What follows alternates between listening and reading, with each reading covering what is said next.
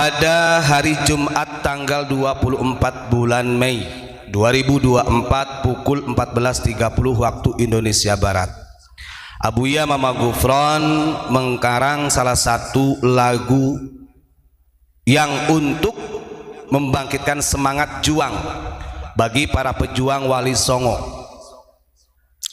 Kalau kita lihat dari teks atau lirik yang ditulis oleh beliau begini: perjuangan Wali Songo itu adalah, atau orang-orang yang sedang berjuang dengan lembaga PWI, mereka adalah orang-orang yang berjuang mengikuti jejaknya para ulama yang ada di Nusantara. Jangan kira ya, karena kalau sudah mengambil nama Wali Songo, perjuangannya sangat berat. Tujuannya apa? Tujuannya adalah menjaga marwah agama dan bangsa yang berasaskan Pancasila. Pokoknya kalau ada yang macam-macam di Indonesia, apalagi nilai-nilai Pancasila ini berusaha dihilangkan, lawan pokoknya dengan para pejuang Wali Songo. Kan gitu. Makanya Abuya Mama Gufron itu pernah menyampaikan kepada Gus Abbas dan Kiai Imad, bila perlu nanti kantor lembaga yang ada di pusat sampai cabang sampai ke ranting itu harus ada tugu Pancasila. Karena yang digaungkan selain memperjuangkan perjuangan ulama, sejarah bangsa, marwah Nusantara, juga membuktikan atau mengaplikasikan daripada nilai-nilai Pancasila yang menjadi ideologi bangsa. Catat. Bahkan beliau di dalam lirik yang kedua menulis seperti ini: siaplah untuk berjuang menjaga NKRI, sejarah bangsa yang sudah dirubah. Pokoknya kalau ada sejarah bangsa yang dipalsukan oleh mereka, lawan, luruskan. Jangan sampai anak bangsa kita nanti tidak tahu sejarah yang sebenarnya. Selain meluruskan sejarah yang ada di Nusantara, keberadaan PWI ini juga disampaikan oleh Abuya Mama Gufron untuk merawat peradaban dan budaya. Ini kalau di dalam istilah Nahdlatul Ulama namanya Nahdlatul Thaqafah wal Hadarah. Jadi harus bangkit peradaban dan tradisi budaya yang ada di Nusantara. Jangan ini dikit-dikit bid'ah. Kalau budaya di kita dibid'ahkan, pakai gamelan, ada sholawat pakai gamelan, wah ini bid'ah. Giliran salawat yang bawaan dari Timur Tengah, dari Yaman, kok tidak dibid'ahkan? Kan begitu. Karena sebenarnya sekarang ini lebih banyak orang-orang cenderung menyukai tradisi budaya yang dibawa oleh orang luar, baik itu di dunia musik, baik itu dalam fashion, cara berpakaian, bahkan cara berdialog bahasa sehari-hari. Kadang-kadang ngomongnya juga, aduh sudah gaya-gaya aneh ente, kan begitu. Ini yang dimaksud bahwa PWI harus berjuang, bergerak dan merawat peradaban dan budaya.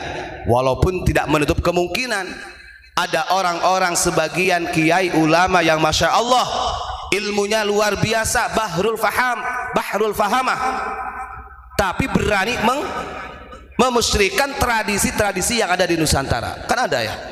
Ada. Nah ini tugasnya Wali Songo untuk menuju Indonesia Jaya.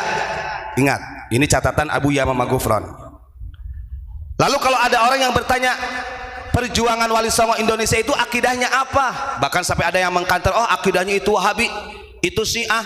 Nah biasanya kan kalau orang yang gembar-gembar Wahabi, kalau orang yang gembar-gembar Syiah, biasanya dirinya sendiri, dia sendiri yang gembar-gembar seperti itu. Sebenarnya akidahnya begitu. Dikuatkan oleh Abuya Mama Gufron, sunnah wal jamaah adalah akidah kita, gitu ya. Peranan sunnah wal jamaah, akidah yang dipegang oleh pejuang Wali Songo untuk melawan kebatilan yang mengatasnamakan agama. Oh, kalau kata Abuya gimana? Politik agama. Lawan kebatilan yang mengatasnamakan agama ini. Ya, ini catatan, barangkali ada netizen yang sedang rame-rame di situ, yang masuk di Laskar, yang ada di struktur PWI. Ingat, sampai kapanpun kebatilan yang mengatasnamakan agama akan kita lawan dan kita luruskan. Mudah-mudahan Allah sadarkan. Kalau gak sadar, innalillahi wa inna ilaihi raji'un. Mari kita bersatu Bhinneka Tunggal Ika dari Sabang sampai Merauke. Ingat, walaupun namanya pejuang Wali Songo, tapi PWI ini juga merangkul seluruh Bhinneka dengan segala perbedaannya. Walaupun agamanya berbeda, rasnya berbeda, sukunya yang berbeda, karena kita punya Bhinneka Tunggal Ika. Lalu di rap yang terakhir yang ditulis oleh Abu Yamamah Gufron, jagalah Pancasila merah putih. Nah ini kadang-kadang ada orang, emangnya Pancasila ada yang mau nyolong, emangnya merah putih ada yang mau nyolong. Ini bahasa sederhana orang-orang yang dangkal. Pancasila ini ideologi bangsa. Dari dulu sampai dini hari masih banyak orang-orang yang ingin menghilangkan nilai-nilai Pancasila. Kenapa di sini harus menjaga Pancasila dan merah putih? Ingat, merah putih ini adalah simbol perjuangan tumpah darah dan kekuatan yang sungguh-sungguh diibaratkan tulang yang putih. Ini kok ada orang yang mengatakan Indonesia dimerdekakan oleh Ba'alawi. Ada juga, oh itu yang merancang lambang Pancasila itu dari Habib Ba'alawi. Salah. Sultan Hamid Al-Qadri ini bukan Ba'alawi, tapi diba'alawikan. Kalau kita lihat dari manuskrip yang tercatat, Sultan Hamid ini, beliau Al-Qadri ini adalah Al-Hasani Al-Idrisi, bukan Alawi. Makanya jangan pernah dibohongin ya, untuk para pemirsa yang belum tahu. Begitu. Karena Pancasila adalah lambang negara yang suci. Nah ini sudah dikupas di dalam kitab Al-Basit tentang Pancasila. Gitu ya.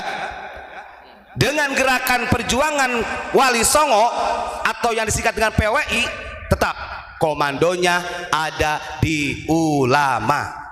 Loh, kita cek ya. Kita cek kemarin Abuya mengatakan bahwa ulama juga ada intelijennya, ulama juga ada jenderalnya, ada prajuritnya. Cikal bakalnya TNI itu tidak lepas dari peranan pesantren. Ini sejarah nyata dari para santri yang dikomando oleh para ulama. Makanya tetap satu komando dengan ulama. Tapi ini bukan imam besar ya, karena istilah imam besar itu bagi para ulama tidak ada. Para ulama itu lebih tawadu. Bahkan kemarin beliau Abuya mengatakan, contoh estafet Thariqah Qadiriyah wan Naqsyabandiyah yang dulunya dua thariqah yang berbeda kemudian disatukan oleh Syekh Ahmad Khatib Sambas, ini adalah simbol di mana perjuangan ulama Nusantara di bawah naungan daripada ulama-ulama thariqah. Ini sejarah sebelum geger Cilegon. Kenapa ada perlawanan di Banten, perang Caringin, kemudian perang yang ada di Lebak sampai geger Cilegon? Siapa yang memberikan komando kalau bukan ulama Nusantara dari ahli thariqah? Karena Syekh Abdul Karim pada waktu itu beliau pulang dulu dari Makkah. Beliau berjalan menyampaikan ke santri-santri dan ke jamaah-jamaah berbagai daerah yang ada di Banten untuk bangkit melawan pemerintah kolonial Belanda yang pada waktu itu. Karena ada orang yang bertanya, loh Abdul Karim kan gak ikut perang. Memang betul, tapi beliau memberikan komando ketika sesaat lagi terjadi perang. Beliau dipanggil oleh Syekh Khatib Sambas karena mau mendapat amanah estafet untuk meneruskan TKN. Makanya beliau akhirnya sudah memberikan wasiat kepada murid-muridnya yang ada di Banten. Kemudian beliau kembali ke Makkah karena gurunya Syekh Khatib Sambas sebentar lagi mau sedo. Beliau yang diberikan amanah. Makanya benar dengan dalam catatan Utsman bin Yahya, ketika melihat pergerakan komandonya dari ulama-ulama thariqah, keweden, ketir-ketir, takut kebongkar.